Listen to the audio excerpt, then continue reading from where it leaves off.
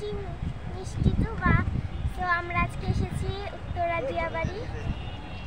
তো আমরা একটা ভিতরে সুন্দর জায়গায় এসেছি, আসুন আপনাদের দেখাই। যে ওখানে দেখেন দোলনা আছে অনেক।